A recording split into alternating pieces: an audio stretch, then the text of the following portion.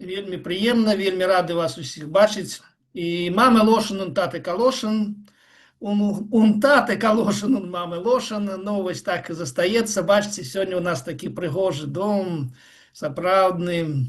Это для мяне вельмі справа тым, што я з роду вось тых сталяроў і плотнікаў, і по бацькавай лініі. І для мяне вось такая драўляная архітэктура, яна мае вельмі такі кранае маё сэрца. Таму сёння непасрэдна вот мы з вами паспрабуем нейкім чынам заехаць у наш усходні горад, гэта Рагачоў. І вось гэта якраз малюнак таго мастака, пра якога сёння мы будзем з вами гаварыць, і пра паэта, які абодва з гэтага горада, з гэтага мястэчка паходзяць родам. І якраз гэта намалявана вот Анатолем. Ну, Анатоль, ён уже стаў савецкі час, на самой справе ён Танхум Каплан. І пачынаем з нашага тэксту. Шалом алейхем, рабой сайт, айрон, либе фрайнд, аватесун хавейрим, йиденесун йиден, гоетесун гоим, мирзайнен нох доун гейбенон. Гант велн мерхапе на Шмуэлс веген свей барим те Рогачовер, Шмуэл Галкинен und Танхум Капланен. Ну вот у їдыш вы ведаеце, што калі асабовыя ідуць асобы ў нейкім склоне, то непасрэдна, то якраз дадаецца вось гэта альбо S, альбо N, Шмуэл Галкін, а будзе Галкінен. Пра каго? Пра двух славутых рагачоўцаў, Шмуэла Галкіна і Танхума Каплана. Зэдзехавек он шепт нахес. Памятаеце галоўныя нашы словы, якія даюць нам трошку расслабіцца і сесці зручна. Але вот бачыце, ўнізе яшчэ дапісаў адно. Ну, я вам казаў, што в їдышы вельмі шмат сінонімаў. І, канешне, слову нахес і всім гэтым прыемным словам, якія звязаныя з гэтым, ёсць і сінонімы. І вот фаргеніген, гэта ўжо непасрэдна з германскіх моў прыйшло, але тое ж самае, ось асалода, шчасце, радасць, прыемнасць, гэта ўсё фаргеніген таксама, да. І зэдзехавек, он гота фаргеніген. Ну, такім чынам мы з вами трошку пашыраем лексіку нашага їдыша. І першым, хто нарадзіўся трошку раней, за ягонага сябра і, можна сказаць, калегі, таму што яны абодва, гэтых два чалавекі, людзі мастацтва, хоць адзін паэт, другі мастак, але, як не дзіўна, яны абодва трошку мастакі, і абодва выдатныя паэты, як не дзіўна. І Шмуэл Галкін. Конечно, мы шмат пра яго гаворым, мінулы раз гаварылі, і сёння таксама больш шчыльна пра яго гаворым. Я спадзяюся, што мы яшчэ пагаворым яшчэ адзін раз. Таму, калі я пачаў пільна углядацца ў гэту асобу, пачаў працаваць з ягонымі творамі, з вершамі, і з аднаго боку дастаткова цяжка, не шмат. На рускай мове вельмі шмат. Яго, дарэчы, шмат хто пра яго пісаў, шмат хто пра яго згадваў. І, канешне, ягоныя творы, ну, разумееце, гэта 20-е стагоддзе, ўсё, гэта, канешне, вось тая кастрычніцкая рэвалюцыя перавярнула ўсё, перамяніла, з аднаго боку дала нейкія спадзяванні, магчымасці неверагодныя. 20-е гады проста вот взяла їдышам, взяла ўсё паэзіяй, взяла мастацтвам, Марк Шагал, усе іншыя, Віцебская школа, вялікая паэтычная школа ў Беларусі, у Расіі, у Украіне на той час была. Але гэта літаральна некалькі гадоў. Вельмі імгненна ўсё мянялася, ўсё змянялася. Вось тыя гайкі закручваліся імгненна. І, канешне, гэтыя ўсе людзі былі пад вялікім прэсам. І ацалела з іх толькі адзінкі. Вот гэтыя два чалавекі ацалелі. Як не дзіўна, гэта сорамна казаць такое слово, але гэта сапраўды дзіва, таму што большасць з гэтых людзей, канешне, не перажылі ўсіх гэтых падзей жахлівых. І, ну, бачыце, ён нарадзіўся ў 1897 годзе. Ягонае навучанне як бы уже адбылося яшчэ на год да рэвалюцыі. І там у 17 годзе яму ўжо было 20 год. і ён уже таким чалавекам, маладым чалавекам сустракаў гэтыя падзеі. Іцек Мангер, памятаеце, я вам казаў, што мы таксама спявалі ягоныя песні, і яго вельмі Афан Вегштейт, абоім яго знакамітая песня, і шмат-шмат іншых. Славуты такі паэт, які своечасова з'ехаў з Польшчы, тады на Амерыку, тады яшчэ недзе ездзіў, шмат ён у розных краінах жыў, ён прыязджаў і сюды. І ён, конечно, безумоўна сачыў іх, таму што ён родам з гэтых тэрыторыяў Польшчы, Украіны, і ён, конечно, пільна сачыў за тым, што тут адбывалася. І, конечно, ён быў вельмі ўражаны вот тымі падзеямі 20-х гадоў. І вот уже, як, на жаль, хаця гэта не на жаль, но так атрымалася, што ўжо пасля таго, як памёр Шмуэл Галкін, пасля 60, ён памёр у 1960 годзе, ён напісаў бы як бы такі некролог пра яго. І вот гэта з гэтага некролога наступным разам я вам прывяду яго цалкам, можа нават на ідышы, таму што ён быў напісаў на ідышы. Даецца, я знайшоў гэты тэкст. Но вот гэта ўсё, я ж кажу, робіцца вельмі імгненна і не хапае часу на ўсё, таму я сёння толькі кранем гэту тэму. Ягоная цытата: «Адным з тых нямногіх, хто ацалеў, але ацалеў з разбітым сэрцам і вырванай мовай». Вот гэта як бы словы про Шмуэла Галкіна. Трэба сказаць, што ўсё ж такі мову яму не вырвалі. Всё жыццё Шмуэл Галкін пісаў і друкаваўся, конечно, толькі перад вайной, невялікі час. І прычым гэта была в асноўным такая, ну, псевдокамуністычная паэзія, безумоўна, ён падтрымаў гэтыя ўсе падзеі на пачатку гэтага ўсяго.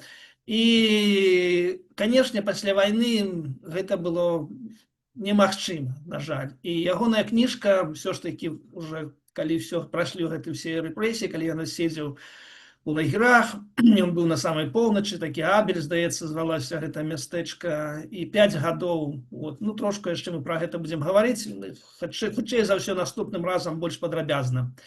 То вот і выйшла ягоная кніжка, яна рабілася як бы да яго 60-годдзя, але выйшла толькі ўжо некалькі гадоў пасля яго жыцця. Ён не ўбачыў свае кніжкі на ідышы менавіта вот ужо пазнейшай яго паэзіі пасля ваеннай.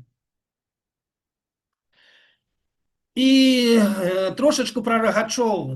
Ну, хто, можа, з вас ведае, можа, нават хто ёсць тых слухае з Рагачова, вельмі прыемна. Для мяне гэта дарагі вельмі горад, таму што мне прыйшлося нейкі час працаваць у Магілёве некалькі гадоў.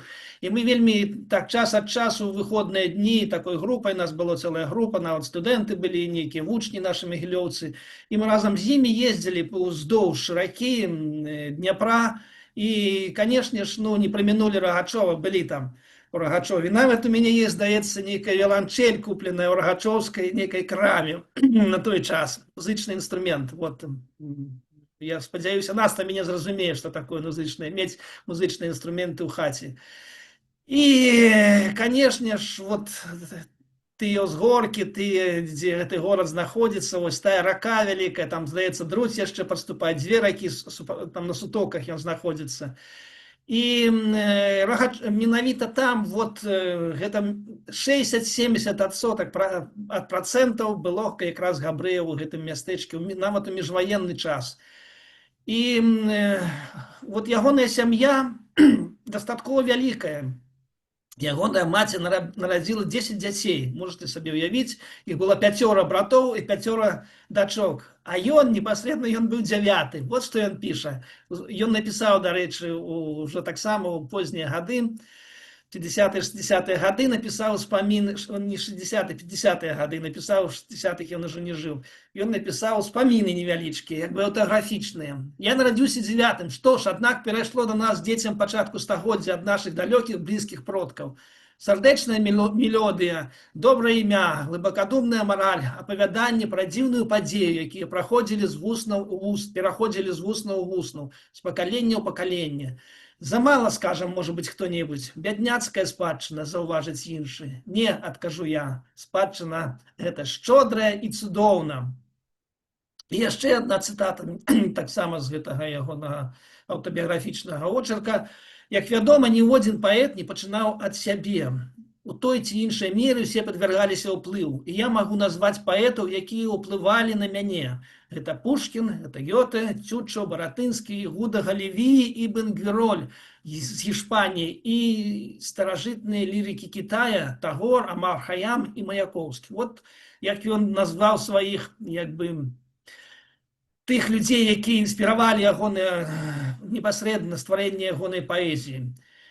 І цікава, што, ну, улічваючы тое, што вялікая сям'я была, і вучыць усіх дзяцей трэба было нейкія мець грошы ў той час, таму што это рэвалюцыйны час быў, то не было, безумоўна. І так атрымалася, што старэйшы брат, яго Абрам, яго назвалі, і вось гэты брат Абрам якраз узяў над ім такое шэфства. Ён яго выхоўваў, ён яго вучыў, ён гадаваў, таму што брат меў сапраўдную адукацыю, рэлігійную, ён скончыў хедр, у Іршыве, я не ведаю, ці вучыўся, ён такіх звестак няма. Тым не менш, ён валодаў, канешне, тымі ведамі, ён валодаў выдатна Торай, ён ведаў непасрэдна Талмуд нейкім чынам, і вось ён заняўся якраз адукацыяй.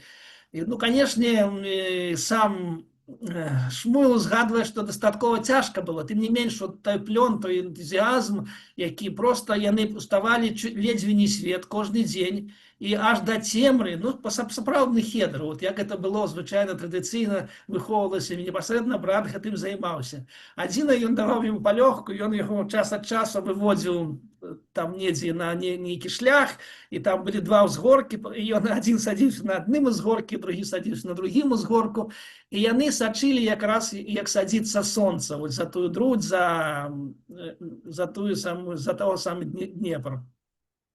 Вот такая гісторыя. І трэба сказаць, што як бы там не было цяжка яму, як ён не даваў яму гуляць, не даваў яму нічым невядома чым займацца, ён прасіўся: дай жа мне хоць пакрычаць хочацца, можна я на вуліцу пайду? Ён кажа: не, ты пакрычы тут, брат, казаў Абрам, пакрычы тут, і пасля будзем займацца далей. І вось гэтыя веды, вот бачыце, ён узгадвае двух нават такіх славутых сефарскіх паэтаў, якія пісалі на старажытнай габрэйскай мове іўрыце, Гуда Галіві і Бен-Гвіроль. І, ведама ж, ўсё ж такі ён атрымаў тыя непасрэдныя веды, ён выдатна, канешне, ну, ідыш для яго родная мова непасрэдна жывая, таму што яна жывая была, усе гаварылі на ідышы тады, нават беларусы. Але ён ведаў выдатна і старажытна габрэйскую мову, той самы іўрыт, менавіта звязаны з Торай, і нават і не толькі іўрыт, ён ведаў якраз мову якраз ўжо і Талмуда, і такім чынам, да. І, ну, вот бачыце, тут все напісана. Ідзем далей. Яшчэ адзін фотаздымак яго, такі ранні, вот ён такім вот прыехаў нейкім чынам. І атрымалася так, што зусім юным ён, ну, вадлоданне нейкай мовы было, ён трошку павучыўся ў нейкай беларускай школе у Рагачове, і нават ужо 16 гадоў, можа нават 15 год, ён ужо выкладаў нейкім вучням, вот там у самім Рагачове, нешта ім выкладаў, нешта вучыў, некую навуку даваў, то есть нейкія вось такія навыкі атрымаў нават настаўніцкія. І сам ён таксама піша, што вот захацелася яму ў нейкі свет выехаць у свет, і сеў ён на нейкі вот тамашні тады паром, які хадзіў па Днепру, і куды ж гэта ішло? Канешне, на поўдзень, у бок Чорнага мора, ва Ўкраіну, і прыехаў ён у Кіеву. Вот. І ў Кіеве, вот нейкі час нават у Кіеве, але, як не дзіўна, ён пачынаў як мастак. Ён быў знаёмы, якраз яны былі сябры, менавіта з Танхумам Капланам. Каплан маладзейшы за яго на 5 гадоў. Магчыма, ён быў ягоным вучнем нават, Каплан. Ну, я спадзяюся, што так было. Гэтых падрабязнасцей такіх няма, але тым не менш, яны абодва захапляліся мастацтвам яшчэ там. І чаму? Таму што вот ёсць абодва з іх напісалі пра тое, што яны разам рабілі нейкія вывескі. Ну, ведаеце, што, канешне, Рагачоў жыў гандлем, безумоўна, як все мястэчкі, была рыначная плошча, на якой быў гандаль, а ўсім гандлярам патрэбны былі До рэчы, да гэтага часу можаце ўбачыць дзе-нідзе у невялічкіх мястэчках, на рынках, калі прадаюць нейкія кветкі ці там семя для кветак ці што-небудзь такое, нейкія гэтыя цыбуліны кветкавыя, то робяць такія як бы шыльдачкі невялічкія, такія вывесачкі. І вельмі прыгожыя кветкі намаляваныя. І вот якраз вот гэтым яны абодва, Танхум і якраз Шмуэл, займаліся ў Рагачове. І ён паехаў у Кіев вучыцца мастацтву. Ну, але вот тое ўражанне ад той паэзіі, якую ён чуў ад свайго брата старэйшага, яно не давала яму пакою. Яго турбавала, яго клапаціла. І ён пачаў знаёміцца, а той час такая была культурліга у Киеве, у краіне, пачыналася такой рух вялікі ідышны. І вот захапленне ён пазнаёміўся з некай колькасцю гэтых паэтаў, пераехаў нейкі час ён далей трошку яшчэ в Украіне ў другі горад, Екатеринослав ён тады зваўся, это Днепропетров, здаецца, зараз, можа зараз уже змяніўся назоў, то рэшце-рэшт ўсё вярнуўся зноў спачатку Рагачоў, і з Рагачова патрапіў ужо ў Маскву. І Масква ўжо стала для яго вот такім месцам, дзе ён сапраўды, але больш таго, ён паспеў нават у Кіеве у той час, я вам пакажу. Ну, давайте трошку перапынемся, вернемся да Танхума. Ён таксама, Рагачовер, я сказаў, яго меншая сям'я была, 6 дзяцей было. І Танхум бен Лейб Ицхок Каплан, так яго сапраўднае імя, ён у савецкія часы стаў Анатоль. Анатоль Каплан, все ведаюць яго менавіта, все мастакі, все ягоныя кніжкі, якія выдаваліся і выдаюцца зараз, яны менавіта так падпісаныя. І ён пазней, 902 год яго нараджэння, некаторыя кажуць 903, дакладна невядома, то пражыў ён трошку больш, ён до 80-го года дажыў, бачыце? Гэта ягоная жонка, ён ажаніўся.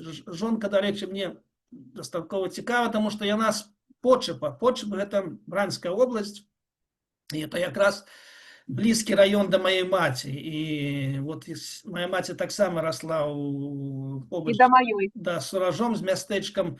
І якраз вот вялікая колькасць габрэяў была. Яны дзеці вельмі сябравалі, яна ведала сем'і, нават сем'і вельмі дапамагалі. Маці моя засталася без бацькі, бацька загінуў на фронте, а было 5 дзяцей, выжыла, было 7, 2 памерла, 5 засталося, на старэйшая была. І якраз вот габрэйскія сем'і суражскія дапамагалі вельмі шмат ім, асабліва адзеннем, асабліва вот нейкімі кніжкамі, навучаннем. І гэта вот як бы тое, што маю сям'ю выратавала, магчыма, ад такога пабытовага антысемітызму.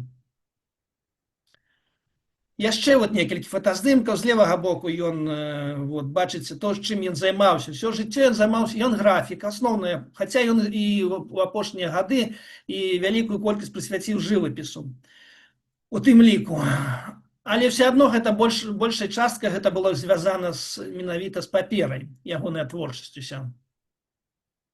І з правага боку малюнак, яго нехта намаляваў, не ён сам, але вот по той якасці, якая тут ёсць, цяжка сказаць, нейкая літара Г, але што гэта, хто гэта. І як бы, да, Анатоль Каплан, Ілья Екатеринбург напісаў пра яго вот такія словы. Мастак, ён не тлумачыць, ён стварае свае вобразы, якія ўзніклі як з паэзіі яго любімых кнігаў, так і з візуальнага адчування свету. Я ведаю яго літаграфіі, створаныя паводле апавядання Шолама Алейхема. Яны сумныя, паэтычныя. У гэтых ліхваграфіях бачныя любоў, юнацтва і мудрасць старасці. Гісторыя старых вёсак, такіх як Касрылаўка, якія даўно зніклі. Яны сапраўды могуць нарадзіцца ў апавяданнях вялікага пісьменніка, але яны жывуць сваім незалежным жыццём. Гэта не дадатак да кнігі, гэта цудоўны твор выяўленчага мастацтва, дзе чорныя і белыя колеры выкарыстаны настолькі яркі, што ствараецца ўражанне поўнай каляровай гамы. Ну, гэта вельмі характэрна, дарэчы, менавіта для гэтага мастака, для Каплана.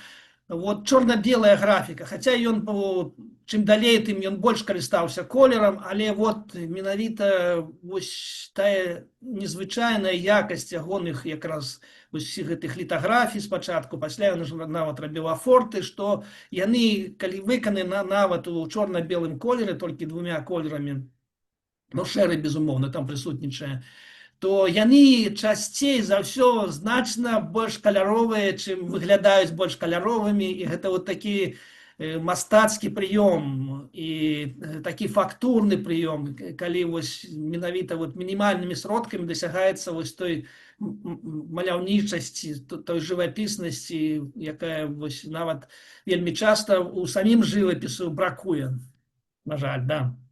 Ну вот гэта вельмі характэрна. Бачыце, нават Ілья Эренбург вот такім чынам ацаніў ягоную творчасць.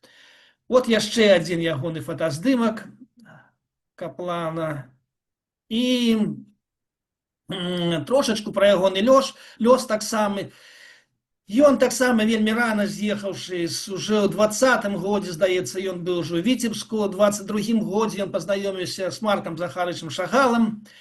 І менавіта той Шагал, убачыўся яго пэўні нейкія малюнкі, ён з дзяцінства маляваў, і памятаеце той расповед мой пра Рагачоў, то Марк Шагал яму сказаў: трэба табе ехаць у Петербург, і там ёсць былая такая акадэмія мастацтваў, сам Шагал спрычыніўся да розных школаў там у тым самым Петербурзе, і трэба там вучыцца табе, дзіцёнак, да, езжай, благословіў яго на гэты подзвіг, і той паехаў. Канешне, гэта было вельмі цяжкае і незвычайнае жыццё, тое ж самае, што было з Шагалам раней, тое ж самае атрымалася і менавіта з ім, то, правда, гэта ўжо было пасля рэвалюцыі, гэта ўжо 20-е гады былі, то ўсё ж такі ён нейкім чынам здолеў паступіць у тую самую акадэмію. Тады яна ўжо не звалася Акадэмія імператарская, як была ў царскія часы, яна звалася ўжо на той час ХУТИИН, Высший художественный технический институт, Высший художественный технический институт. Он такие аббревиатуры у пачатку 20-30-е гады вельмі гэта было як бы уплывова, вот все рабіць аббревиатурамі, такими акронімамі. І ХУТИИН зваўся. Пасля зваўся яшчэ ХУТИМАС. І, ну, памятаеце наша ж там УНОВИС, это все беларускае, віцебскае, тое ж это адзін і той же самы час. І, ну, выкладалі яшчэ, все ж таки яна нейкі ўплыў той самай акадэміі, вось той, ну, не скажем слова косны, але традыцыйны ўплыў мастацкі. Напрыклад, выкладаў там адзін з мастакоў Рылаў, і ён абсалютна такі позняе перадвізнічества, такія прыгожыя ягоныя пейзажы, вельмі выразныя, яркія.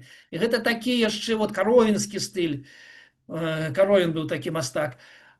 Але таксама ў гэты ж час выкладаў і Петров Водкін. А Петров Водкін, конечно, уже значна больш авангардны мастак, больш. І вот гэтыя мастакі вельмі моцна паўплывалі якраз на Каплана. І тым не менш, вот ён неяк, ну, все так пишуць, ён сам так казаў, да, про тое, што все ж таки ён застаўся, ну, не только традыцыяналістам, але вот нейкі свой стыль, нават з юнацтва, абсолютно з юнацтва, вот тую нейкую незвычайную привязанность до Рагачова, до той ракі вялікай, до тых пейзажаў беларускіх, до таго жыцця, безумоўна, до сваіх родзічаў, до ўсіх, што для яго гэта не давала пакою. Ён увесь час вот вяртаўся туды, ён ездзіў туды, ён увесь час маляваў, перамаляваў усіх, каго толькі мог і як толькі мог. І гэта вот менавіта свой стыль ён увесь час нейкім чынам, ну і вот такім чынам ён застаўся і ў гісторыі сваёй. І тым не менш, цікава, ну трошку пазней яшчэ раскажу пра ягоны лёс. Вот гэта ўжо познее, гэта 60-й год. 60-й год, памятаеце, Савецкі Саюз трошку раскрыў дзверы, гэта хрушчоўская там та самая адліга. І калі пачало нешта змяняцца, пачаліся нейкія там спаборніцтвы сусветныя праходзіць у 60-м годзе в Москве, то приехали не толькі тыя спартоўцы, приехали сюды людзі мастацтва. І вось адзін з іх, это Эрик Эсторик, ягонае такое страннае ягонае прозвішча, безумоўна, габрэй. І што цікава, што ягоныя бацькі таксама паходзілі аднекуль адсюль. вот з той зоны аселасці. Дакладна я не ведаю адкуль, ну пэўне з нейкай украінскай часткі. І для яго было прывабна гэта якраз тэрыторыя, і вот ён якраз прыехаў, і ён вот спрабаваў знайсці тых чаму, таму што ён быў калекцыянер, ён быў якраз галерыйст, яго была свая галерэя, ён з Брытаніі, Великабрытаніі, у Англіі ён жыў, і яго была свая галерэя. І менавіта для гэтай галерэі ён шукаў, будучи сам якраз габрэем, ён шукаў габрэйскіх мастакоў. Вот ён ведаў, што была тая ж славутая школа вітэбская, што была вось тыя мастакі, якія праехалі пасля ў Парыж, і безумоўна павінны быў нехта астацца. І вот нейкім чынам ён натрапіў, якраз пазнаёміўся якраз з Капланам. І Каплан у гэты час быў, ну, не тое, каб закрыты цалкам. Ён ніколі не было сапраўдных рэпрэсій супраць яго, Каплана. Але тым не менш, ён быў у саюзе мастакоў увесь час. Тым не менш, на выставках ён мінімальна прысутнічаў. Адну-дзве работы нейкія бралі, больш таго, у ягоных работах вельмі часта прысутнічаў шрыфт габрэйскі. Ён выдатны, ну, ён быў адукаваны чалавек, ведаў іўрыт і ідыш. І ўвесь час ён спалучаў, таму што гэта ілюстрацыі, таму што звязана, ну, тое, што мы чыталі з вами, менавіта з літаратурай, звязана якраз з Шолам Алейхам, з Мендэлем Мохерсформом, з усім шмат з кім іншым. І гэта звязана са словам менавіта. І вельмі часта ў ягоных гравюрах, ягоных афортах і прысутнічала якраз слова. Слова, конечно, квадратнае пісьмо. І гэта вот самае было страшэнна для тых камісій, якія дапушчалі на выставы, і таму ён прысутнічаў мінімальна, ён пачці быў невядомы, ён працаваў для сябе, ну, адзінае, што вот нейкія кніжкі выдаваліся і ўсё. І вот гэтыя 60-е гады, менавіта дзякуючы гэтаму Эрыку, Эрык купіў агромную колькасць ягоных прац адразу. Больш таго, там вельмі цікавая гісторыя, з чым звязана, з тым, што менавіта на той час, в 60-м годзе, конечно, прадаваць свае працы мастакі не мелі ніякай магчымасці за мяжу. Займалася гэтым так званая, наколькі я памятаю, зарубежная літаратура, некае такое аб'яднанне было. Ну і, конечно, не грамадскае, а дзяржаўнае. І калі памятаеце, то нават хто з Мінску бываў, тут была такая крама, здаецца, Глобус я называлася, ці што на праспекце, на нашым незалежнасці цяперашнім, насупраць парка Чалюскінцаў яна была, на самім праспекце. І там весь час прадаваліся кніжкі, там чэшскія, польскія, нямецкія, вот якраз гэта было звязана менавіта вот гэтым часам. То толькі яны, вось гэта замежная літаратура, ці як яны зваліся правільна, яны займаліся продажам. І яны вот праз іх, менавіта вот гэты Эрык, здолеў купіць гэтыя ягоныя творы графічныя. І ведаеце, што дасталося аўтару з гэтых грошай? Ну, 1/13 частка. Можете сабе ўявіць. Гэта, конечно, зусім абразліва. 13 частка, это 7%, 7,5% ад той стоимасці гэтых прац. Хаця і працы, пэўне, прадаваліся зусім тады недорага. І мы пастроім сённяшні нашы размовы так. Таму што я кажу, што я знайшоў вельмі цікавыя матэрыялы, якія я вам яшчэ на наступны раз выкладу, усе гэта звязаныя менавіта з ідышам. Вот, дастаткова цяжка было знайсці, толькі вот напярэдадні я іх атрымаў. Таму сёння мы з вами пачытаем больш на рускай мове. На жаль, перакладаў на беларускую мову няма. Я паглядзеў, вот наш Фелікс Баторын, Фелікс Хаймовіч, ягоны сапраўднае імя Баторын, гэта псеўданім. Ён мой сябра, сусед, нават мы з ім побач жывём у суседніх дамах, то няма ў яго, ну, я не затэлефанаваў, трэба было б тэлефанаваць, можа, і не друкаваныя проста. У друкаваных кніжках няма перакладаў менавіта Шмыла Галкіна. Думаю, што ён перакладаў ўсё ж такі. Ну, можа, наступны раз знайду.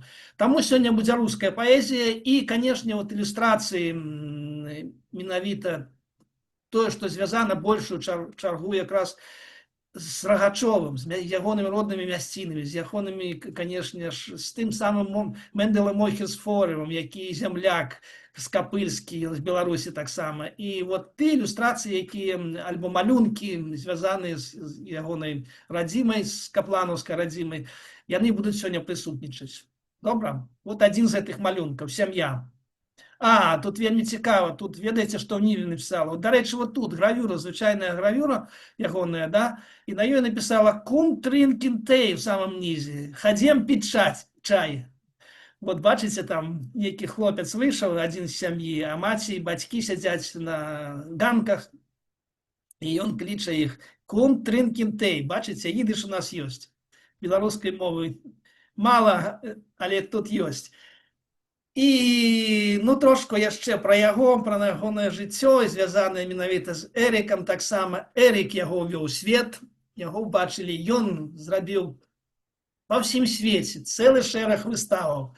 Менавіта гэты Эрік. Ён пазнаёміў немцаў з гэтым мастацтвам. Тады немцы пачалі да яго прыязджаць проста валам, і як маглі скуплялі ягоныя творы мастацкія, Танхума нашага каплана. Больш таго, і яны ладзілі выставы. І вот бачыце, вось гэты спіс выстав, ну уже гэта трошку пазней, уже пасля ягонай, як ён памёр уже. Не, хаця ж ён у 80-м годзе, выбачайце, памёр. Я блытаю ягоны з Галкіным, 60-м Галкін памёр. А гэта яшчэ, вот бачыце, до 92-го года. Тут абсолютно вот, ну, весь свет. Лондон, Иерусалим, да, Дрезден, Бостон, Верона, Италия, да, Нью-Йорк, Америка, Магдебург, Германия, Дрезден, Питтсбург, это Британия, пэўне, да, Лейпциг, Дрезден. Это все ягоныя персональные выставы проходили. Можете себе уявить. Вот за неких 20-25 год, вот с 60-го года, такая колькость, такая популярность, такая славутость. Больше того, немцы просто вот амаль что кожны год выдавали ягоную книжку, так само, розныя книжки. І больш таго, адзіная кніжка, якая таксама рыхтавалася уже напрыканцы ягонага жыцця, все ж таки дазволілі яму выдаць пасля ягонага 60-годдзя, здаецца, 70-годдзя, пэўне, да, то яна некалькі разоў набіралася, раскідалася, набіралася, раскідалася. Больш таго, урэшце сказалі яму, што нема паперы, не можам зараз выдаць. Уже такія часы зараз, вот уже все, уже тут Советский Союз, уже нафту не купляюць нашу, уже яна спала у цане. І што вы думаеце, немцы взяли гэту кнігу і выдалі яе ў Германії. Ну і привезли вот той самы нашу краму, глобус, і, дарэчы, яна ў мяне нават ёсць, здаецца, да. Эта книга, и она была выдадзена менавіта тут. Вот такі лёс. Але ж, пра што я хацеў самае галоўнае сказаць. Вы ведаеце, што все гэтыя выставы, якія тут пералічаныя, яны праходзілі без аўтара. Яго ні аднаго разачку не пусцілі ні на адну выставу. Можете сабе уявіць, такі лёс чалавека. Ну вот гэтыя нашыя беларусы, беларускія габрэі, яны такія ж самыя талерантныя, такія ж самыя цярплівыя, як і беларусы, і гэта нейкім чынам уздзейнічае. Гэта надвор'е, ці не ведаю, што літа, гэта Літва. І ўсё разам, тое вот сёння, і вот весь гэты тыдзень, бачыце, такі цёмны, чорны, дажджы ідуць, вада льецца. І вот гэта нейкім чынам, вот ён всё гэта прыняў, сцярпеў, і ні разачку ён, маючы сусветную славу, сусветную вядомасць, амаль што все галоўныя музеі набылі ягоныя творы, то ён і так і не бачыў гэтай выставы сваёй.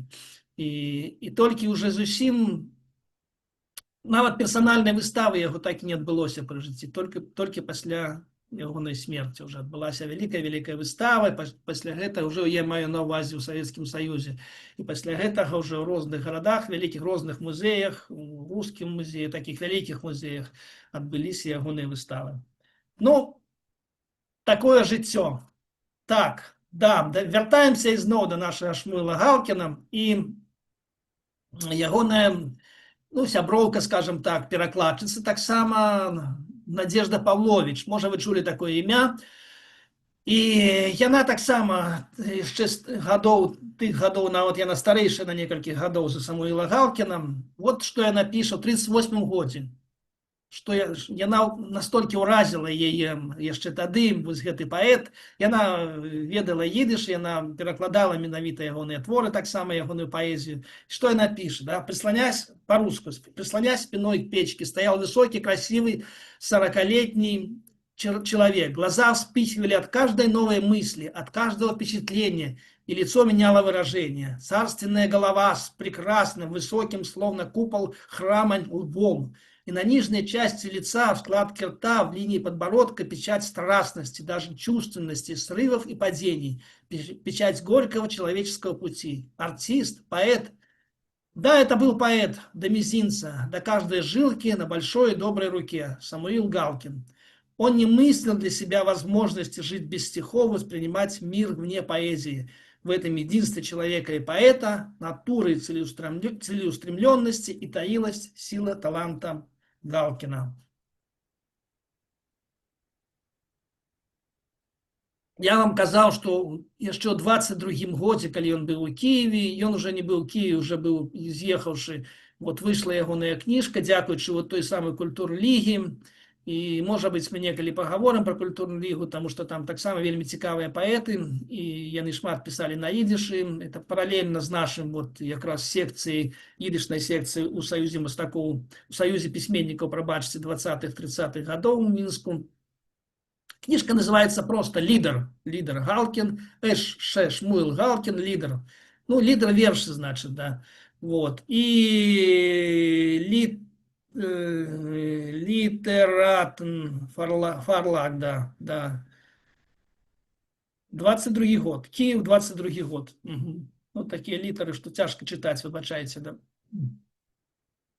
И яшчэ одна таксама пісьменніца руская, да, Лідія Лебедзінская, і ну вот благароднейшы чалавек так пра яе адгукаецца. Я знайшоў яшчэ одну цытату, яна якраз тычыцца нашай сённяшняй прэзентацыі, таму я яе прывёў. Да. Чтение своих стихов Самуилом Галкиным запомнилось мне навсегда. Читал он их на идише и тут же сам переводил на русский язык. Переводил, конечно, прозы, но так как Галкин свободно владел русским, ему удавалось донести до русского слушателя не только смысл стихотворения, но и его внутренний настрой, взволнованность. Короче, подлинность чувства. Позже мне пришлось читать эти стихи в переводах русских поэтов. Они, несомненно, были хороши. Но все же.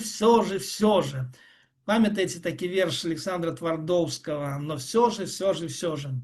Это про войну. Вельми короткий, але вельми выразный. В том нет моей вины, так он начинается. Таму давайте мы сегодня с вами почитаем ягоныя вершы и некую характеристику ягонай паэзіі, ягонай творчасці і як ён паўплываў на вот літаратуру савецкага часу, як паўплываў на сусветную літаратуру. Мы, может быть, трошку з вами заглыбимся наступны раз, а сёння як бы зробім такую чытанку, улічваючы сённяшняе надвор'е. Древо, ну, конечно ж, ён абавязаны ўсім тым людзям, тыя, што я пералічыў, і вот адзін з гэтых вершаў менавіта прысвечаны Шолам Алейхаму, дрэва жизни.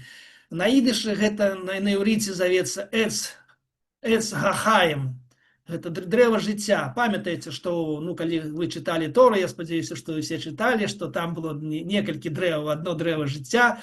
Якраз вот тое, што, ну, гэта як бы сімвал всяго израильского народу лічыцца. И вот верш, да. «Когда к словам твоим я припаду, записанным тобою в молчании строгом, мне кажется, что я стою в саду, откуда праотец Адам был изгнан Богом. Я с древа жизни терпкий плод сорву и безнаказанно упьюсь желанным соком. Ты, провожатый мой, сквозь листву меня Господь не ищет гневным оком. Бывало, в детстве запрещали нам, тревожа тишину, смеяться звонко, но верил я, что в твой чудесный храм дойдет улыбка робкого ребенка в минуту скорби, кто мне плакать запретит, и я по-прежнему тянусь к себе упрямо, никто острее тебя не ощутит внезапной наготы прозревшего Адама». Вот мне падаецца, гэты весь верш напісаны дзеля аднаго радка, самага апошняга, да. Ну, 2 радков. Никто острее тебя не ощутит внезапной наготы прозревшего Адама. Я обещаю, что постараюсь знайсці вот гэтыя вершы на ідышы. На жаль, тая книжка, что вышла, я вам казаў, пасля уже ягонай смерти, и то яна якраз это 50-е гады ягоная творчасць у асноўным. Пасля таго ён як адседзеў у лагерах. А вот раннія творы зусім цяжка шукаць, таму што амаль што гэтых вот спасылак на гэтых кніжак няма. Но тым не менш, я пастараюся. І разумееце, які паварот, да, наколькі незвычайны паварот. І больш таго, тут уже бачыце, ёсць якраз вяртанне да ягонае дзяцінства, тое, што там распавядаў, як брат яму забараняў моцна крычаць і смяяцца, а прымушаў вучыцца. І вот нават у такім вершы, прысвечаны Шолам Алейхам, ён узгадвае сваё жыццё, сваё дзяцінства. Вот насколькі гэта як бы кранальна, і все ж таки гэта такая вот тое, што мы казалі з вами пра гісторыю, вот звязаную з тым самым шумам з рашы, што вот як бы гэтыя стагоддзі, тысячагоддзі просто нанізваюцца адно на адно. Пачатак жыцця, это менавіта дрэва жыцця, гэты рай, які і ён жа мы все ж такі мара, якраз і мара і чакання менавіта таго, калі прыйдзе Мешыях, Месія, то якраз і зноў все гэта вернецца назад. То есть як бы час не існуе, гісторыя не існуе, але гэта адзіныя веды, гэта адзінае некае пазнанне сусвету. Ну вот трошачку я не стрымаўся, да, пачаў аналізаваць нешта, да. І вот я знайшоў яшчэ одну ягоную кніжку, гэта ўжо савецкая кніжка, 43-й год, здаецца, да, «Эрдыш и Веган» яна завецца. І вот, да, вот на ідышы, цалкам на ідышы. Я ж кажу, што у даваенны час некалькі ягоных кніжак выйшла, але і вот на сённяшні дзень нават немагчыма нідзе знайсці. Я просто перарыў увесь інтэрнэт, каб убачыць. Ёсць толькі на рускай мове напісаныя ягоныя назовы, і, на жаль, гэта як бы не дае магчымасці нам паглядзець. Ну вот одна кніжка есть. Дарэчы, цікава вельмі, хто ведае іўрыт і альбо ідыш, можа пісаць квадратным пісьмом. Таксама у 30-х годах, так як у нашай беларускай мове, памятаеце, была рэформа мовы, і Тарашкевіца стала наркамаўкай, вельмі змянілася моцна мова, і зніклі мяккія знакі, на жаль, і шмат яшчэ чаго, то тое ж самае прыблізна адбылося з ідышам. Усе ідышы, які пісалі старажытна-габрэйскай мовай слова, іх вельмі шмат, той самы вот то з нашых, што мы з вами гаворым, там Шолам Алейхам, напрыклад, Нахес і гэтак далей, яны пісаліся зусім не так. А у савецкай графіцы увялі якраз такі фанетычны ідыш. Як пішацца, як чуецца, так і пішацца. І некаторыя літары, вот тыя яшчэ характэрна, што 5, здаецца, літар зычных, які у ідышнай мове, это М, Н, Ф, Х і яшчэ, да, яны на Ф, да, напрыканцы пішуцца ну, розняцца напісання у сярэдзіне слова і напрыканцы слова. А вот гэта было адменена таксама ў 30-м годзе якраз у рэформе, якая звязана з арфаграфіяй якраз ідышу. І вот тут бачна Галкін Н. Бачыце, Н напісана так, як пішацца ў сярэдзіне. Вот гэта Н. А павінна пісацца трошку не так. Ну вот тым не менш, да, это характэрна, да. І вот такі стан гэтых кніжак на сённяшні дзень. Бачыце, тое, што я знайшоў, нехта сфатаграфаваў, нават пальцы ягоныя відны, да, Галкін, Самуил Галкін, «Земныя пуці», да, і «Унзре Глойбен», вот пачынаецца першы ягоны верш на ідышы. І, канешне ж, безумоўна, таксама все карані і все жыццё Галкіна звязана з ягонай сям'ёй. Лёс сям'і вельмі цяжкі. Тое ж самае прыблізна адбылося і 6 дзецьмі, 5 дзецьмі, і з сям'ёй, і там якраз і Каплана. І, канешне, фашысцкую Германію яны не перажылі.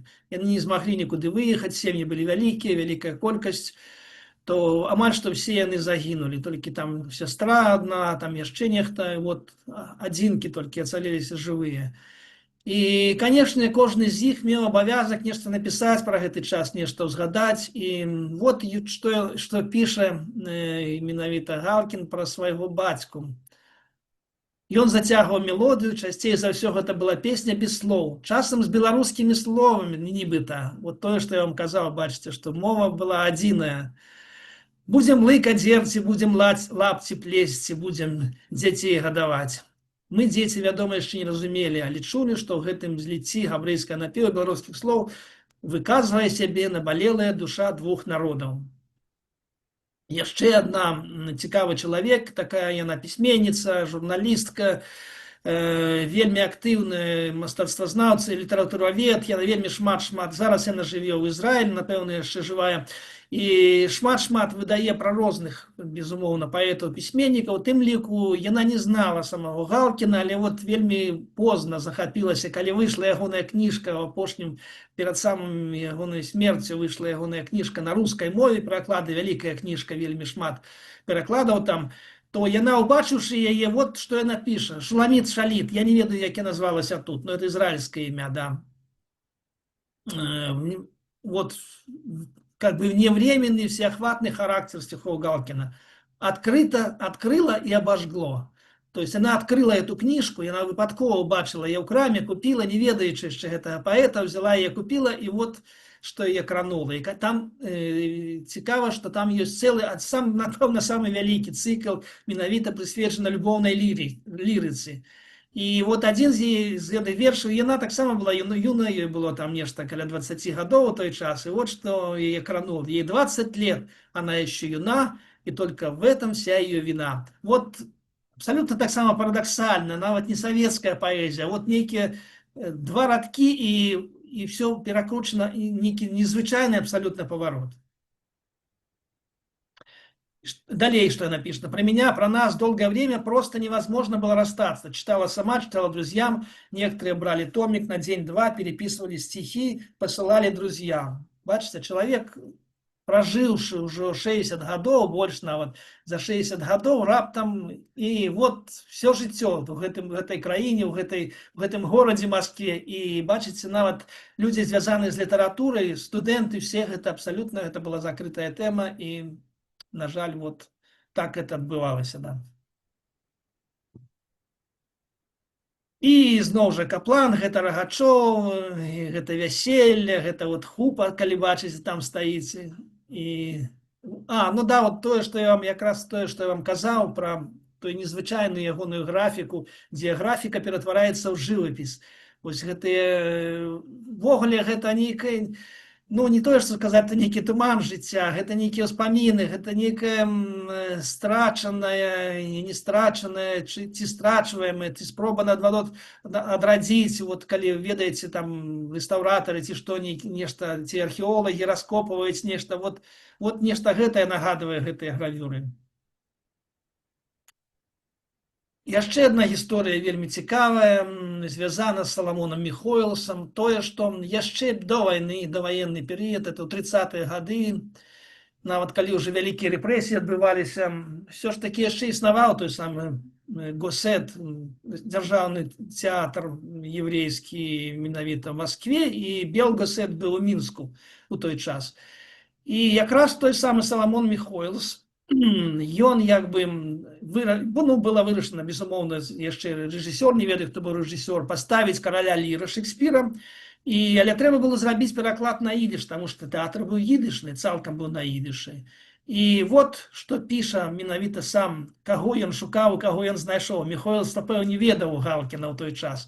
І ён знайшоў, да, шукаючы перакладчыка для караля Ліра, я не выпадкова спыніўся на Галкіне. Для яго паэтычнай творчасці характэрна дзіўная прастата, якая спалучаецца з біблейскай приподнятасцю верша. Да. У свой час у габрэйскай літаратуры і крытыцы шмат спрачаліся аб творчасці Галкіна. Нехта знаходзіў яго манеру рэакцыйнай, менавіта таму, што яго вершы па манеры часам нагадвалі біблейскі стыль, што ў яго творчасці знаходзяць свой працяг найлепшыя традыцыі старажытна-эпічнай габрэйскай літаратуры. Гэтую ўласцівасць яго таленту я лічу надзвычайна каштоўную для перакладу караля Ліра. Растлумачу гэта прыкладам. Шукаючы песенькі для блазна, памятаеце, там ёсць блазен, шут, да, якія былі раўнацэнныя шекспіраўскаму тэксту, Галкін прапанаваў нашай увазе такую песенку «Шкло», чыста і празрыста. Праз яго ты бачыш увесь мір, таго, хто плача, і таго, хто смяецца.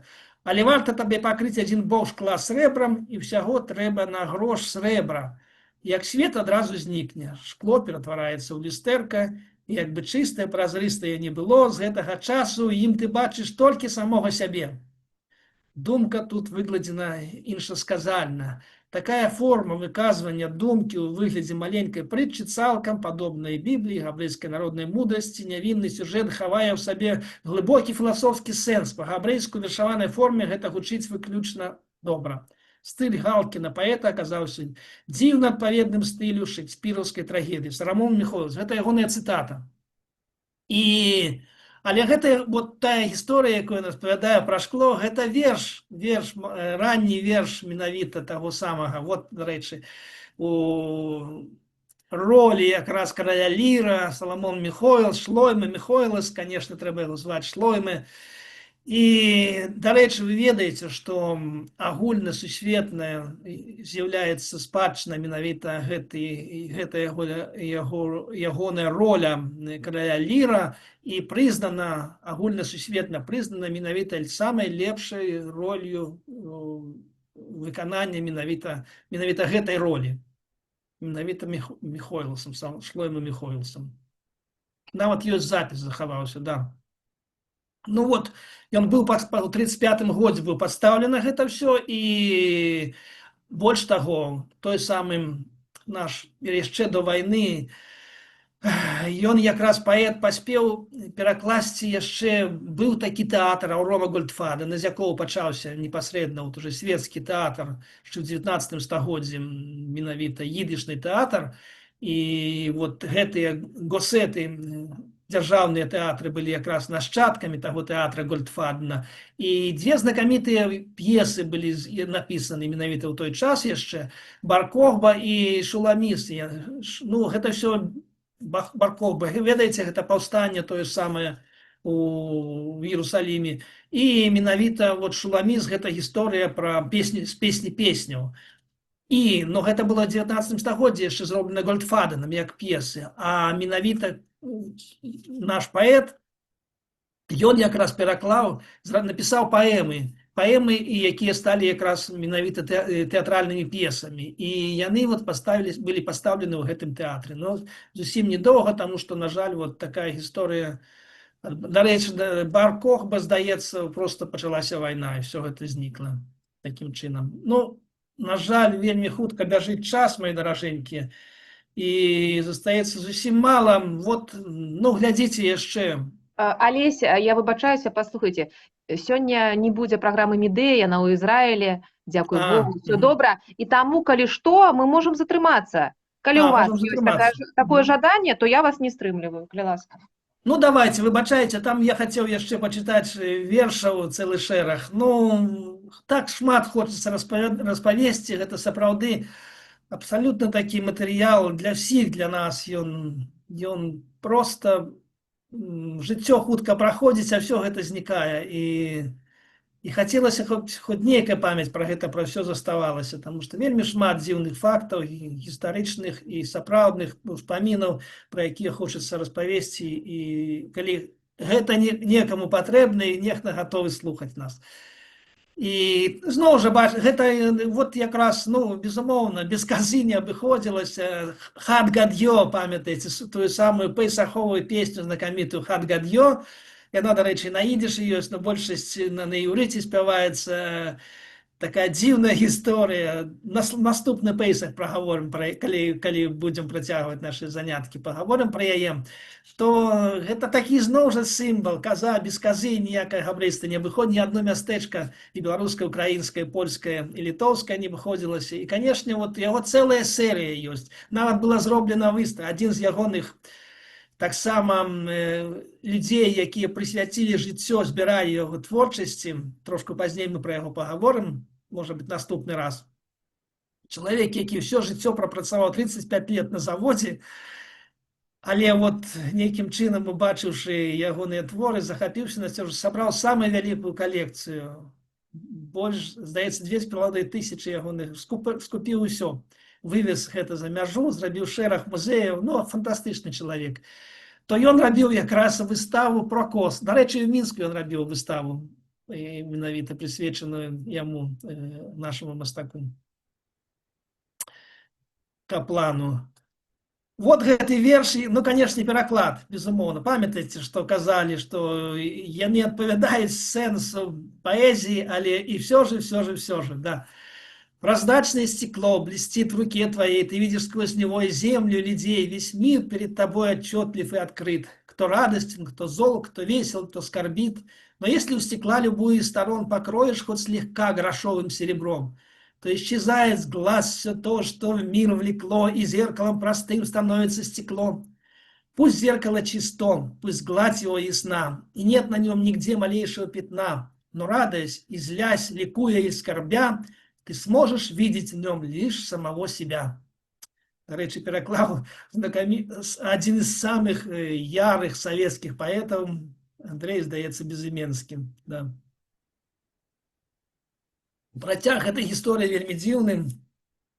Это и ранние ягоныя вершы, конечно ж, яшчэ даваенныя, да. Калі ён у 49-м годзе быў пасаджаны ў лагеря, 5 гадоў ён адседзеў там, і вярнуўся адтуль зусім хворым, пражыў яшчэ 5 гадоў пасля таго, ўсё ж такі пражыў 5 гадоў, бачыў сваю сям'ю. І ён таксама напісаў вялікія ўспаміны пра гэта, все падзеі. Больш таго, ён напісаў цэлую кнігу вершаў. Ён памятаў іх. Нейкі чалавек, нават ёсць такая легенда, гісторыя, ну, нават не легенда, мусіць, гісторыя рэальная, што чалавек, які ведаў ідыш, разам з ім сядзеў, то ён яго вучыў гэтым вершам, і той запомніў вялікую колькасць, і ўжо пасля, як вярнуліся лагероў, уже пасля смерці самого Галкіна, ён прыйшоў, здаецца, у выдавецтва Саветы Геймланд і начытаў гэтыя вершы.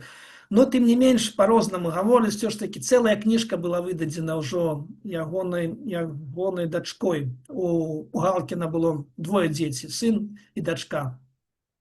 Дачка стала скульптарам і, дарэчы, пераехала пасля ў Ізраіль і шмат скульптур зрабіла. І, ну, больш таго, яна зрабіла і скульптуру самого Галкіна. Ну, пра гэта пазней. Тым не менш, цэлая кніжка ў Ізраілі выйшла тут, і тогда гэтага часу не выйшла. Гэта кніжка менавіта лагернай ягонай паэзіі.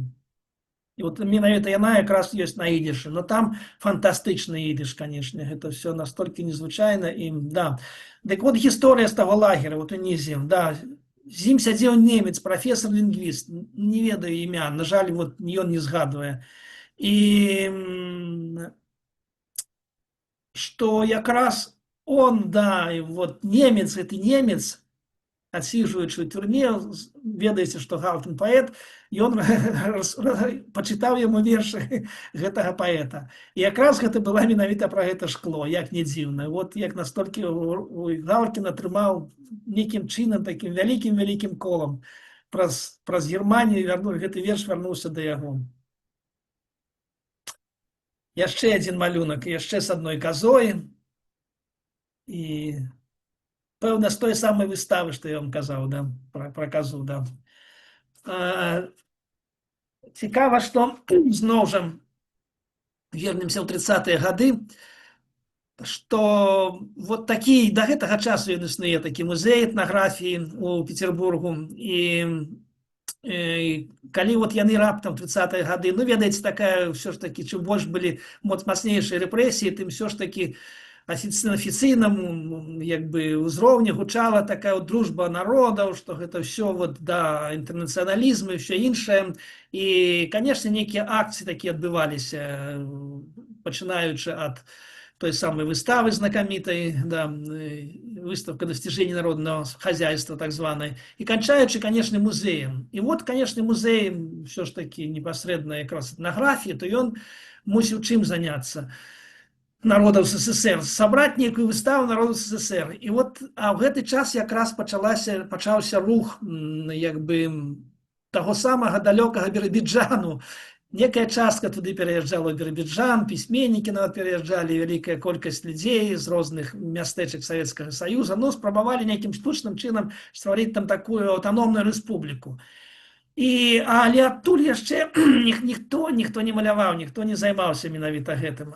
Ну і вот нехта ведаў, што ўсё ж такі менавіта Каплан малюе на гэтыя тэмы, што ён вельмі шмат маляваўся. Проста для сябе маляваў тое сваё мястэчка Рагачоў. І як не дзіўна, ягоныя гэтыя малюнкі, ягоныя гэтыя якраз літаграфіі, яны менавіта рагачоўскія. Яны сталі на гэтай выставе узорам менавіта біробіджанскага народнай творчасці, мастацкай творчасці. Вот як не дзіўна атрымалася.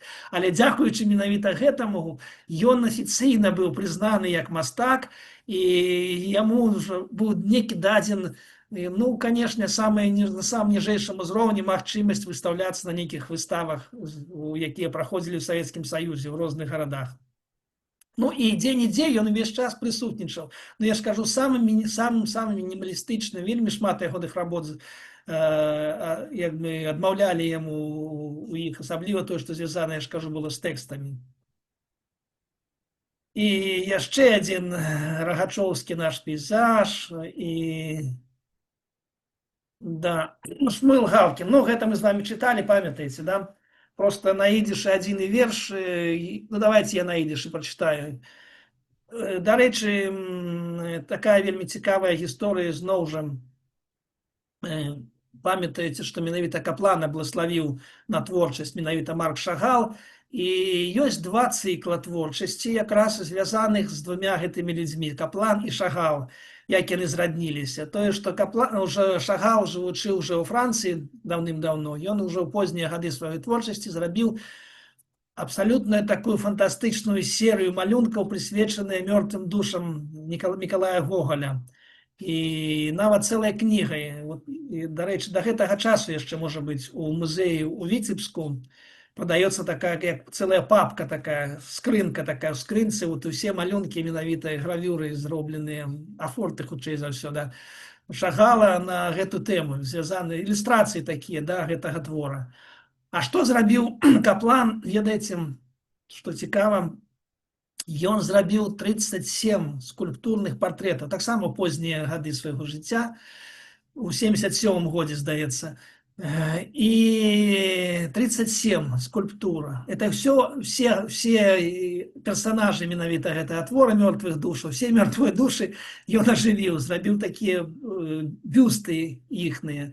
І ведаеце, што калі рускі музей, некая адна з кіраўніц рускага музея убачыла гэтыя творы, яна настолькі захапілася, яна сабрала некую колькасць грошай, грошы былі абмежаваныя, безумоўна, музеі заўжды яны маюць невялікую магчымасць фінансавання твора, пакупання твораў, купляння, то яна прапанавала яму 3000, за 3000 купіць. Ну, на той час адна гэта скульптура каштавала 3000, і тады, вось, захоўваючы свой гонар, Каплан прапанаваў ёй такім чынам вырашыць гэту праблему. Ён прапанаваў ёй купіць одну скульптуру за гэтыя 3000 няшчасныя, а все остальные 36 скульптур ён просто падорыць гэтаму музеі. І вот да гэтага часу яны, напэўна, выбачайце, да, знаходзяцца ў гэтым музеі, і, на жаль, вельмі цяжка знайсці. Толькі вот сёння раніцай я знайшоў некалькі, 3-4, здаецца, ілюстрацыі менавіта, іх нельга знайсці, як не дзіўна. Вельмі шмат ягоных графічных працаў, а вот менавіта гэтых скульптурных амаль што няма. Добра, давайте я вам пачытаю на ідыш. Добра, хоць адзін верш, да. Хоць вы ўжо яго чулі, но настолькі ён геніальны, настолькі ён кранальны, што для мяне вельмі істотны. Сентябрь, сix frostiglich, Besun, sie scheint, Räuchelt zieht von ausgedämpften Toi, dem Himmel wie in Juli, läuter Bläu. Zudem wird verwolkend während heint, sie ist frostiglich, ein Jung eilt leicht gekleidet und wiegt sich sein blonde Kudle Haar. Es wollt mit der Hester, mit der tiefster Freude, ihm noch einmal der Sehn Birajor. Sintjaps, sie ist so frei beim Himmel klar, nicht fehlen soll von jungen Minsterhor. Памятаете, да, и волосы с его головы не упадет. Дарэчы, зноў жа, вот, ён весь час эксперыментаваў, і гэта вот адзін з узораў, іх вельмі шмат, менавіта перавесці тую самую графіку, памятаеце, вот тое мроева графікі, той вот як бы сцёрты камень, выцерты камень, страчаны камень. І ён перавёў гэта, спрабаваў перавесці на вот і кераміку. Уяўляеце сабе, кераміка абсалютна іншы матэрыял, і вялікая колькасць ягонай керамікі ёсць. І вот адзін з гэтых лістоў, той самы, памятаеце, дзед Марка Захарыча Шагала вельмі любіў залезці на дах і сядзець там, назіраць за Вітэбскам. Вот той самы, да, скрипач скрипкой. Мой дом детскими глазами. Окно перекошено, гниль в половицах, кровля, труха, камышовая пыль, острая боль. Наяву, а мне снится прежний мой дом, что забыт, как бобыль, вызрела песня с годами мужая, долго до блеска ее начищал, черпал из детства, из милого края слово, которым свой род причащал. Все, что мальчишки видели очи, сохранено у души в глубине.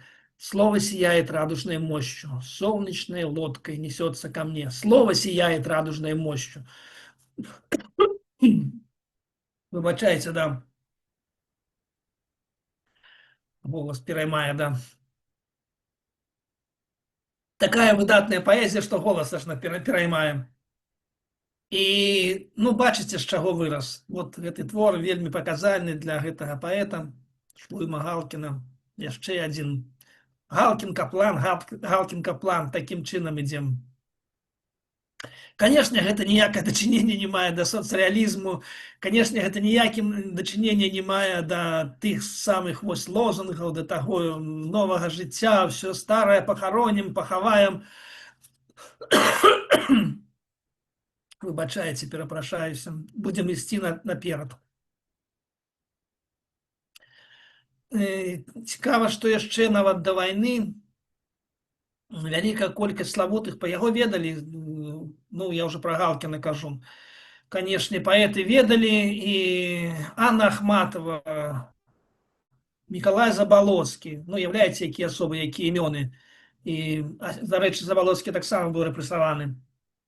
І вот яны перакладалі ягоныя вершы. Осенний клен, осенний мир осмысленно устроен и населен. Войди в него и будь душой спокоен, как этот клен. И если пыль на миг тебя покроет, не помертвей, пусть на заре листы твои омоет роса полей. Когда гроза над миром разразится и ураган, они заставят до земли склониться твой тонкий стан.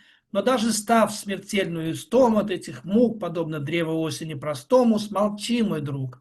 Не забывай, что выпрямится снова, не искривлен, но умудрен, от разума земного осенний клен. Миколай Забалоцкі. В 1948 году, это написано уже после войны, бачите. Яшчэ один каплан, яшчэ одна коза, яшчэ один дождь, сегодняшнее надворье, осень, и да. Когда б не грешная и грубая земля, на чем еще тогда держаться небу? Пускай сокровища унес бы я в надзвездные студенные края. Мой клад бесценный, он бы кладом не был.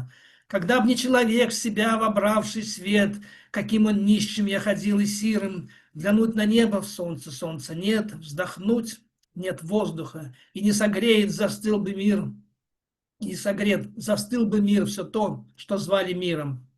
Когда б не сердце, то, что унестись готово к своим истокам, не мирясь ни с чем, туда, где из руды для жизни новой рождается или воскресает слово, я и растерзался б немотою скован, и был бы все же, как младенец, нем, когда б не слово, что летит лавиной, которому и даль, и высь темна, которому стихии воедино, переплавлять прямая власть дана, когда под сердцем нежно или сурово. Оно не к сердцу шло, что значило бы слово. Выбачайте. Ты мне меньше кубок у нас с литрами, с теми самыми литрами, якими он писал. Яшчэ одно вяселле у Рагачове, и все жыццё чалавек прымаў, як Вітэбск для Шагала, тое ж самае якраз Рагачоў для Каплана. Давайте пропустим, да. Вось яшчэ одно вяселле. Дарэчы, і яшчэ одну выстаўку зрабілі менавіта, на жаль, за мяжой, якраз прысвечаную вяселлям. для Анатолия Каплана, для Танхума Каплана. Целая серыя ягоная якраз. Вялікае, все жыццё ён маляваў вяселле у Рагачове, да. І вот яшчэ адзін верш, гэта уже пазнейшы, да. Гэта хацелася вам паказаць в Савеце ж Геймланда познія часы, ўжо ў 86 годзе перабудова якраз вот амаль 20 год выходзіў гэты часопіс, нават больш за 20 год. Савеце ж Геймланд, савецкая радзіма, гэта была адзіная крыніца, магчымасць выдавацца, друкавацца, і, канешне ж, Галкін вельмі шмат там друкаваўся, дзякуючы гэтаму. Кніга не выходзіла ягоная, але вот магчымасць выдавацца была праз журнал. І вот уже ў пазнейшыя гады быў такі дадатак, год за годам, ён уже рабіўся па-руску, і Арон Вергеліс быў такім рэдактар галоўны. Ён, дарэчы, сам вельмі цікавы паэт, можа быць, пра яго яшчэ пагаворым як-небудзь.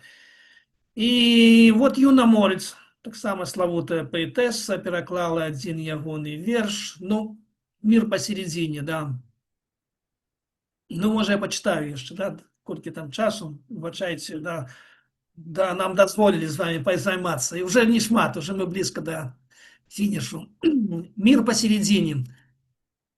Тут рукопись я буду помалу читать. Добро. Ладонь к ладони, сердце посредине, и словно юность спасена отныне, и словно вновь под кожей тлеет струн, и словно буду я до смерти юн, и словно мой не иссякает ключ, и словно там еще сверкает луч, и словно брызнет друг еще родник, чтоб к этой жизни снова я приник, и страх не будет леденить очей, уйдет усталость из моих очей.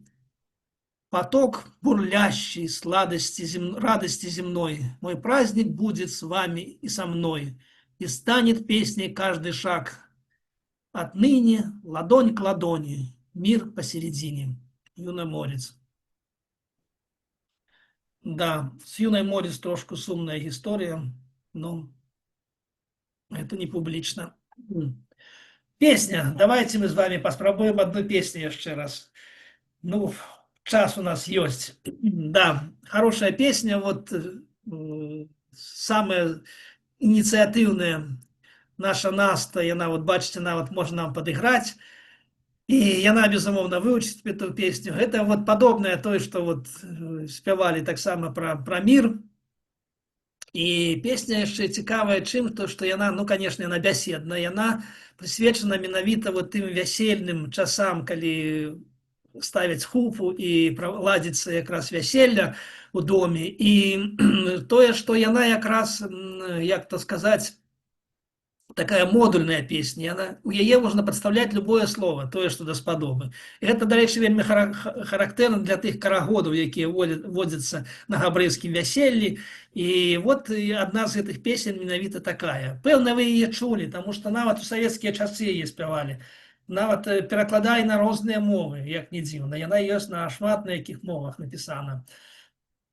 І пачынаецца яна, ну, звычайна, альбо з шолымам, шолым гэта мір, ну, і альбо шабас, гэта шабас, канешне, галоўнае свята, рытуальнае для ўсіх габрэяў.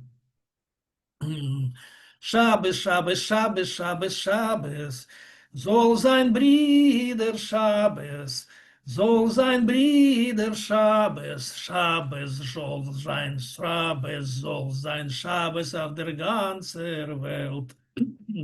Пробачьте, мой голос зусім уже никуда не водный. Тут помылка закралась, я писал просто вот перед самым нашим, и... Бройдер вместо да. бридер, да? Бридер, это браты, да, не бройдер, а бридер. Зараз я уже не поправлю, да. Треба отключаться, да. И заместо шабеса можно подставлять любое слово. Шолем, мамес, татес, калес. Шолем – это мир, мамес – это мамы, татес – это таты, калес – это невесты, фрилинг – это весна, либо это любовь, и йонтов, конечно, это свято. О, шабес, шабес, шабес, шабес, шабес, soll sein Bruder Schabes. Schabes soll sein Schabes auf der ganzen Welt. Шолем подставляем, шолем, шолем, шолем, шолем, шолем. Soll sein Brüder Scholem, Scholem soll sein Scholem auf der ganzen Welt. Tates, Tates, Tates, Tates, Tates, soll sein Brüder Tates, Tates soll sein Tates auf der ganzen Welt.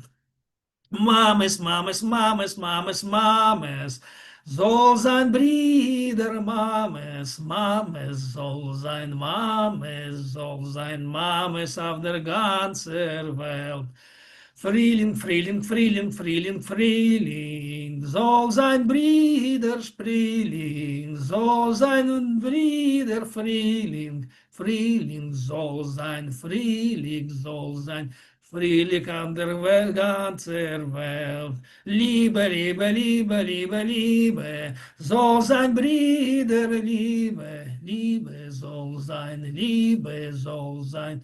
Liebe auf der ganzen Welt, Jontef, Jontef, Jontef, Jontef, Jontef, soll sein Brüder, Jontef, Jontef soll sein, Jontef soll sein, Jontef auf der ganzen Welt. Schabes, Schabes, Schabes, Schabes, Schabes, soll sein Brüder, Schabes, Schabes, soll sein Schabes auf der ganzen Welt. Scholem, Scholem, Scholem, Scholem, Scholem, soll sein Brüder, Scholem, Scholem soll sein, Scholem auf der ganzen Welt. Хай буде шолом во всім світі, і велике дякую ще раз, ашейним данк, зайт мергезунд, und stark und matzlich.